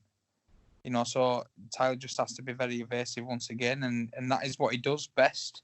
However, in this game, over 7 rounds, that hand's going to connect at some point, like it did against Franco, and therefore, that's the worry. That's a very good point. Against Franco, dropped him quite badly, didn't he? I mean, Franco had to take a knee for a bit of time. In fact, Danny Mitchell had to tell him to stay down. Yeah. And gather himself. I just think this is a really hard fight. I will quite gingerly say right now, don't be racist because I'm ginger, that gingerly say that it could quite easily go either way. Yeah, that's what I'm starting to think. Since I've said Sweeney, I'm now starting to think maybe Good John is. So you could say this is a sort of fight that can have you second guessing yourself. That's why it's so exciting, because you don't know who's going to win it, and as I say, I'm not surprised either way. If Good John wins that fight, it doesn't surprise me. If Sweeney wins that fight, it doesn't surprise me. It's one of those sort of weird fights, and I should fight the loser. I should fight the loser of that fight after I've beaten Herbert, Pubert, Gavin, Heaven. Just saying. What if he breaks his hand? What if he breaks his hand again? Oh, Pubert. Yeah, you don't fight him until 2024. And he needs to stop wanking dogs off. Profusely. Right, well, do you know what I'm going to do? The next topic we were going to discuss was beef. Go on, Sean.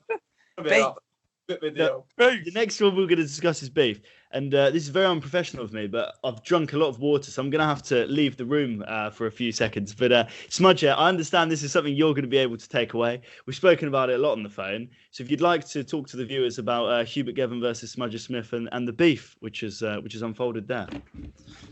So I think the beef is it's natural, actually. It's not been manipulated. It's not been unnaturally generated.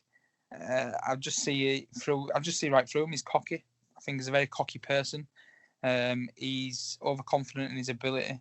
I mean, I'm confident in my ability. I'm not overconfident. However, on this fight, you have to be more confident than he is, which is quite hard to do, really.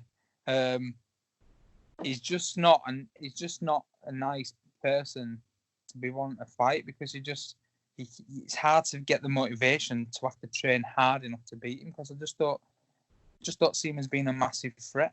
So we've seen his training videos. Whether that's a piss take, I do not know.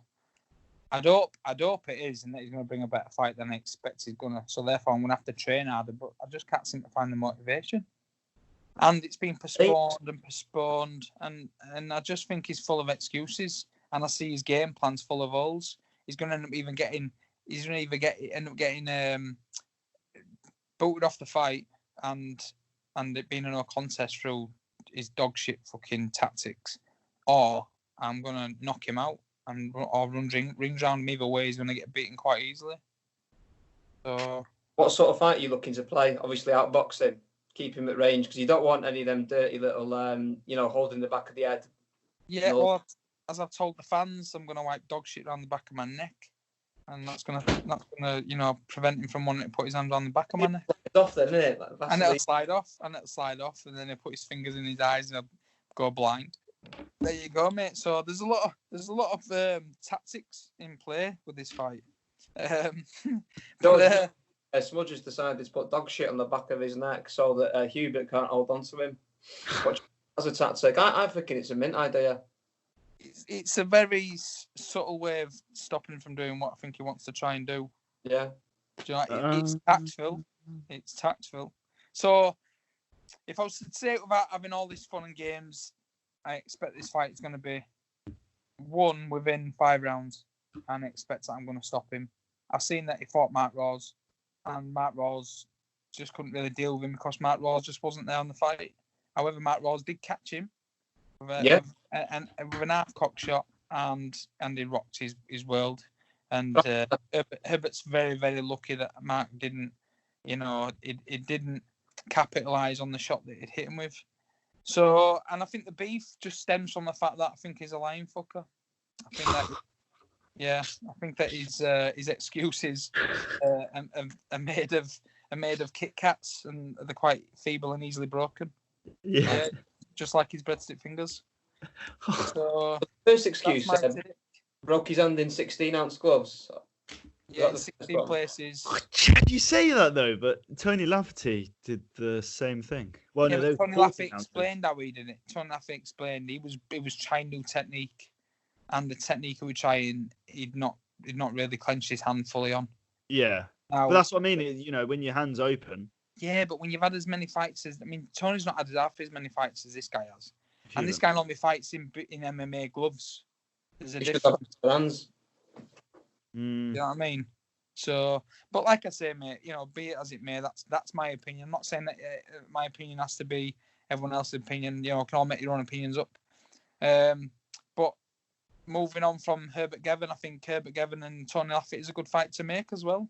I think that's a great fight to make, and I think I should fight the winner of James Lilly and Scott McHugh, and because it's for a title. So either way, I'm going to be fighting for one of the titles. I said at my weight, and the gym did guarantee me the title fight. So if I don't fight James Lilly or Scott McHugh, then it's going to be for the world title. So it's going to be one of them, whoever's got the world title. If it's not a vacant world title still at that point, because maybe I don't know if the gym and Tyler fight doesn't go ahead, then that means that title's vacant still. And if not, then I'm fighting for the British title, which is against either one or the other. Yeah. It makes sense. I'm not thinking that for just this fight, and it's not that I'm looking past here, but I just believe I'm going to beat him, and therefore I have to look at the next step, and the next step for me is one of them fights. So be it whoever's got the title at the time, or I hear that whoever fights that fight's going to be fighting Franco next and going to be leaving that belt for either, I don't know if they're going to vacate the belt, they're going to become 2-weight world champion and then vacate the belt and go back down to that and up to the natural weights, or if they're going to hold on to it and then bounce up and then back down, I don't know, but I think that then puts everyone else in limbo for the world title. It'd be a shame, because I'm willing to go from that fight straight to the next fight. But that means I have to wait then. Being a world champion. Sorry. No, so I was just saying, it just comes down to super fights, doesn't it? And I think that's what grows the sport. And I think, although obviously it does tie up titles, BKB do have to consider what the fans want as well. I think no one wants to see Smudge fight. I'm overlooked. I think in that sense. And I think what I'm going to start doing then is maybe do what Connor Tierney is doing quite successfully by the looks of things, and rubbing people the wrong way. I don't agree with it, but I'm a very respectful person. Everyone knows that I'm very respectful. However, in this sport that we're in, and we're not getting in there, we're not tickling each other's chins, we're trying to knock each other's jaws off. I think that I need to start maybe rattling a few cages, and if that's what needs to happen, that's what needs to happen. Yeah, I was going to say about Connor Tierney. Obviously, it's a bit of I'd say a persona change. I think, if I'm honest, I think he's done the right thing. I think he's a very. He's always I been think the he's a nice guy. same. Huh? Yeah, he's always done. No, see, I'm on the fence with him. I'm all right. I've spoke to him. I ain't got massive issues with him. I know that him and James have got problems, and James is my pal. However, I think that he's always been quite vain, been quite cocky. He's been, he's only young, but I think he's starting to amplify it a bit more now, just to get under people's skin. And therefore, even though the last fight that he had was obviously, it was a big noticeable change for everyone to see him in that sort of light, and that he's made a great performance, without all the added extra, I don't know, bits you can maybe throw in there, like about him having all the adrenaline still and not having to wait and not having as hard a fight. Regardless of all that, is then realise that I need to start making people pay attention and start being, I suppose, cringy to a degree, but he's getting under people's skin, and therefore he's making people notice him, not just in the ring but out of the ring. And he's a very very underrated boxer in terms of technical ability. He's definitely easily up there. He's a fantastic amateur boxer, and I think in regards to the persona, I think it works. Do you know what I mean? I've interviewed Connor Tierney. It was a very entertaining interview. A lot of people don't like it, but all press, even bad press is good press. You know what I mean? It's all press, and it gets his name out there. And to be honest, I think he's doing a good job at rubbing people up the wrong way, and he doesn't mind people hating him. So I think it works. Oh, it reminds me of, I can't remember if it's Chris Eubank on the Seaman Med who said probably half the people who buy my tickets to watch me fight want me to get knocked out, but at the end of the day, they're still buying my ticket. They're still fans. Hey, but they turn into fans as well. They turn into fans. People often get so obsessed by this fighter and how much they hate them.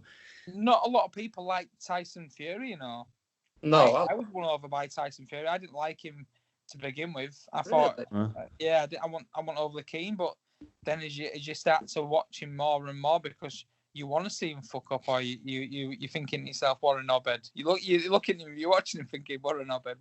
Then all of a sudden you think so much changes, and a penny drops, and you think, actually, he's a fucking good bloke, man. Yeah. You know what I mean? And so, on his ITV series recently. I watched it. That converted a lot of people. Even my mum loves him. She doesn't know anything about boxing, but she loves Tyson after that series. So wins your fans. Yeah, but you told me off screen that your mum loves a lot of people.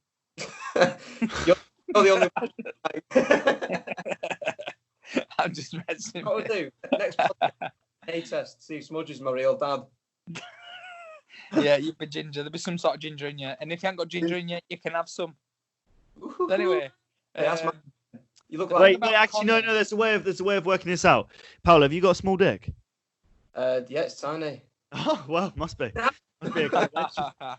So anyway, I think what is with Connor is he comes down to such a small weight. Like he got down to 74 kilo. 74 kilo for how tall he is quite impressive. And that works to your advantage. It works, doesn't it?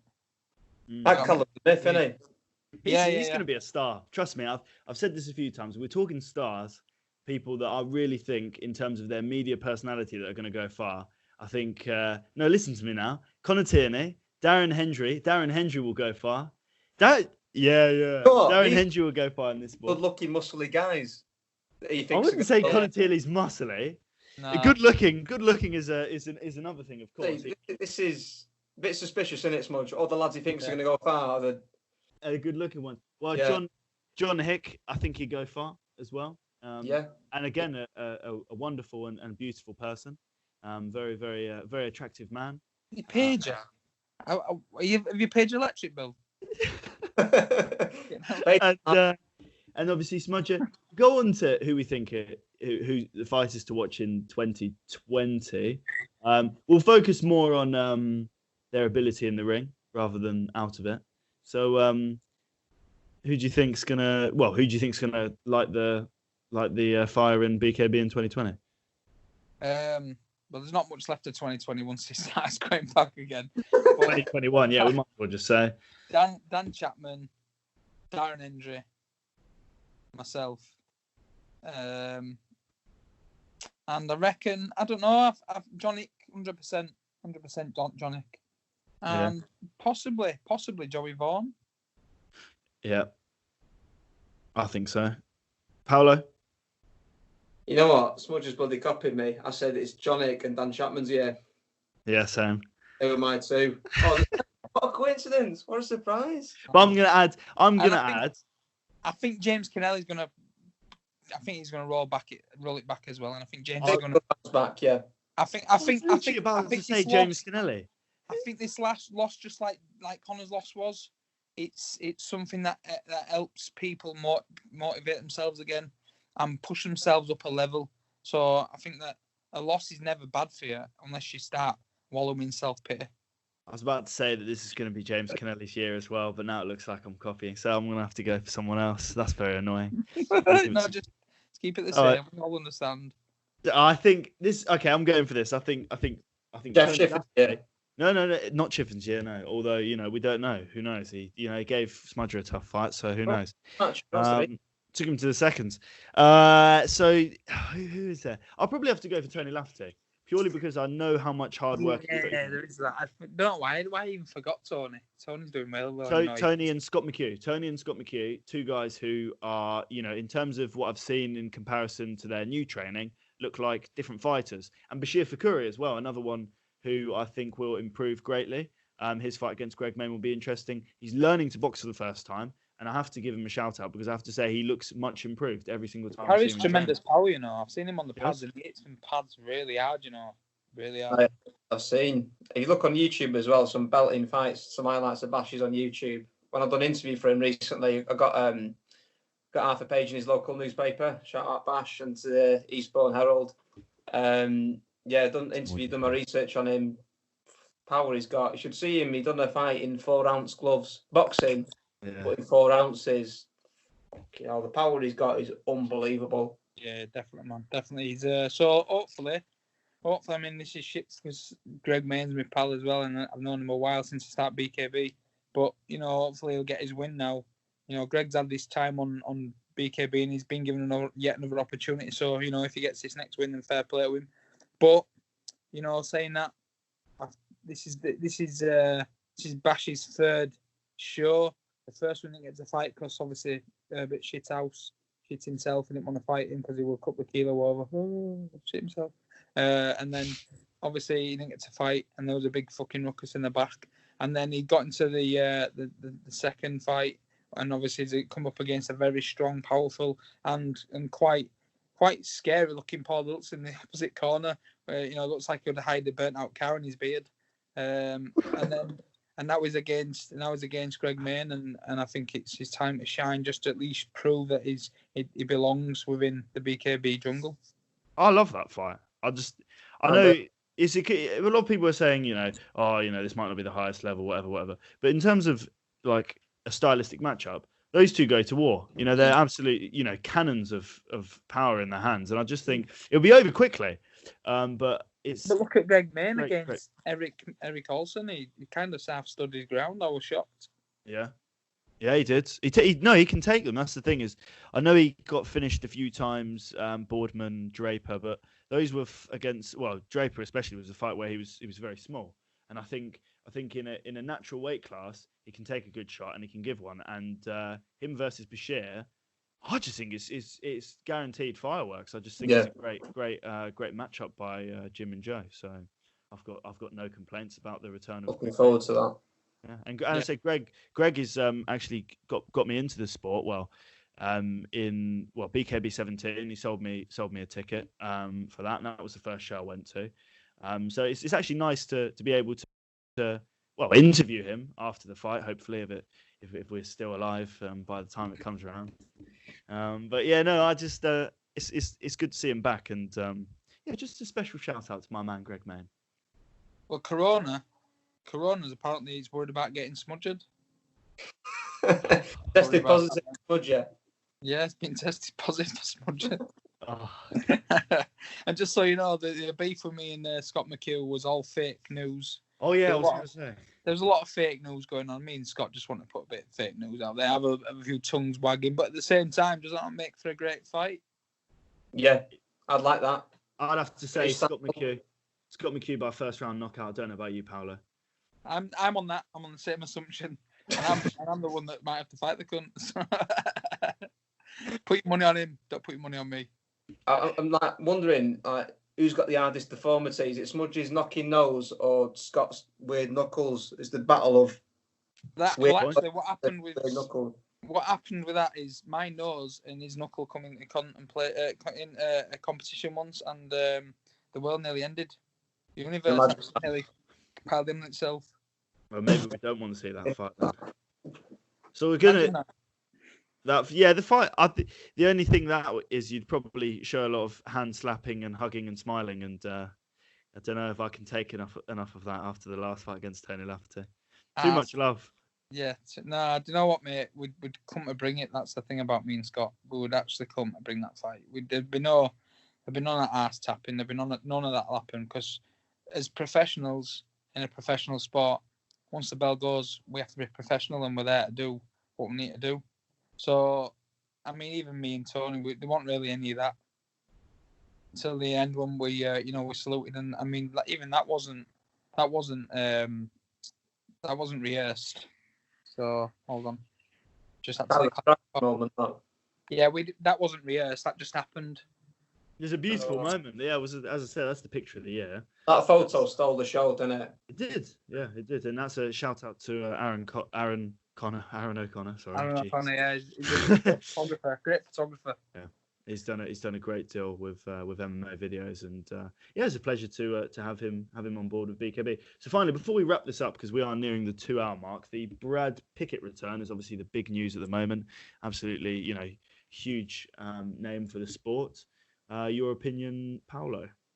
Oh, going to me first. We are, yeah. I'd like to switch it up. Oh, bloody hell! Right, yeah, big name. Big name. The last show was it BKB 16, I think. Yep. Yeah, against Mark Handley.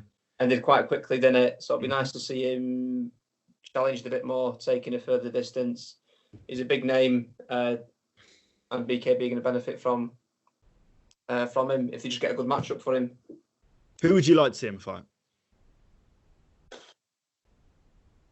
Not sure, mate. Probably quite an established fighter, I think. Chapman? I'd say Dan Chapman. Too established, I think, Chapman. Really? Oh, come on. I think Chapman's special, mate. Chapman's special. I can't see many people beating him. I think that the same thing that happened with him and Mark Handley needs to happen the opposite way around, because my opinion of him is I think he's a bit of a div. I don't like him. Brad Pickett? I don't like him. I think he's come in for one fight, fucked off, and done his own little thing. He's coming back now for another payday. I don't like him. Have you spoke before? Yeah, I met him down there, mate. Very arrogant. Didn't want to give no one no time. Did his thing, fucked off out. He's a knobhead. Whoa. Fair play. I wasn't expecting that. I hope, well, that's why I'm involved. I hope that Dan Chapman does exactly the same thing as he did to Andy. Fair enough. Honest, he's a substandard fighter to Brad Pickett, and therefore he's going to be a substandard boxer to Dan Chapman. I think Dan Chapman absolutely splatters his nose all over, and Dan Chapman gets rightful place as a well-known. Not that he's not already a well-known fighter, but a well-known fighter for beating someone like Brad Pickett who's just coming in for his little paydays and fucking off again. He should have been back and defending his belt instead of just fucking it off. Fair enough. He'd have also been made to sign a contract with the amount of money he probably got paid as well. Yeah. Here I am saying I'm really excited about that fight, and I say I think for Brad Pickett, I'm excited to see him get his head smashed in. What I'm excited. Well, to see. he needs a challenge, because he said as I say, a big fan of Brad Pickett's throughout my life, a big inspiration behind mixed martial arts journey, and he's obviously probably the second most popular British mixed martial arts fighter of all time, behind Michael Bisping. I'm not sure what that's. Your eyes are really diluting, actually, your pupils. It's very angry. But I'm going to keep going regardless of what Smudge is doing. So I do think he said himself in the post-fight interview that he wants a scrap. And I think Dan would give him a good scrap. I think I would probably back Chapman in that fight. But I do think Brad would compete with him. I think he's a very tough man, great chin, incredible power. And I do think his boxing in the UFC was very much his strength. And I don't know. I think he beat arguably the greatest flyweight of all time in Demetrius Johnson back in the WEC days. And I think he's one of those that's been tremendously underrated throughout his whole career. And I'd like to see how far he can go in BKB. So if he takes a few more fights past maybe the Chapman fight or Rocky Morgan, then 100%. So much into fan of the Pickett chat, is he? I'm not one of those that's going to start calling him out like every other Tom, Dick and Harry has, because everybody has called him out, because everyone wants a piece of that, yeah. But if he was to come up to 73, then yeah, why not? But I'd never call the cunt out. I know what, I want to give him a time of day, because I think if he can't at least give someone a time of day that said, "Oh, how are you, mate? Nice." And I didn't say, "Oh, let's get a photo." I said, "No, nice to meet you, mate." Put my hand up to shake his hand, and he kind of just fucking very arrogant. And I think in this sport, as a growing sport, everyone knows everyone, and everyone's in that little tight weighing room up in the VIP lounge. And I think you should just, take 5 minutes and just look at your surroundings and at least get to know a few people. Don't be up your own ass. So yeah, I'm not a big fan of his, mate. I think that you should take people as you find them, give those respect that you expect to get back. And now he didn't give me the respect, so I don't expect you should take it back. I was not expecting this response. This is very interesting. I mean, I'm actually interviewing Brad Pickett in a few weeks. Oh, mate, show him that. So I might actually take this clip and send it to him and see what he thinks. But maybe that'd be interesting. Yeah, well, yeah, no, 100%. That'd be an interesting fight. I must say before we go, a little talk about what's coming up on the channel. The excitement of the YouTube channel. Doing a bit of a Jimmy Sweeney there. We've got James Lilly's interview. Oh my God.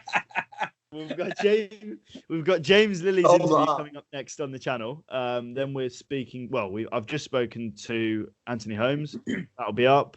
Then we've got a lot of people. We've got to speak to Paul Hilz again. Once we've spoken to Chris Tresize, it's Tresize, isn't it? That's poor for me. I've never said it wrong. I said it on camera. So him. Had 2 boxing matches with Trez. Yeah, he punched his name into me, did Trezise. Trezise, yeah. He punched his name into me. Yeah, spelled it like that. He punched it into me. I can't forget his name now. So Chris, and then we'll be going off talking to Tony Lafferty. I'm not sure do you have anyone on the back burner at the moment, Paolo? I understand the Sean George interview might be coming from your direction. Yeah, potentially Sean. Yeah. Sean, potentially Bash. I've not asked him yet, but I like one with Bash because we were going to arrange one, but can't remember Last minute, Craig Rocky Morgan, also another up-and-coming fighter that I was very impressed with. I think that he's going to be doing really well this year. I love him. Yeah, one that I should have maybe mentioned. Very good fighter. Yeah. Very, very good fighter. Yeah, I should have. Yeah, I think we all forgot him there. Yeah, 100%. Yeah, I like him. We forgot you, little midget. Sorry, bro. Any last? I'll leave it to Paolo here because I feel that Smudger has dominated the discussion. I'm going to leave Paolo with the final words. You can do the outro, Paolo. Final words. Yep. All right, ladies and gentlemen. I'm surprised if you made it this far, listening all the way through. However, if you did, congratulations. You're a select few. You're top BKB fans. It's a thank you from Smudger Smith. Thank you. It's a goodbye from George Glinsky. Goodbye. Thank you for joining us on our first podcast. I'm Paolo Lucci. Good night and God bless. How was that? You've got to subscribe. You have to subscribe. Oh, yeah. If you don't subscribe, Eric Olsen's coming for you. And there'll be a video coming straight after this, which will tell you what he's going to do. So, goodbye, people. God bless. Decent.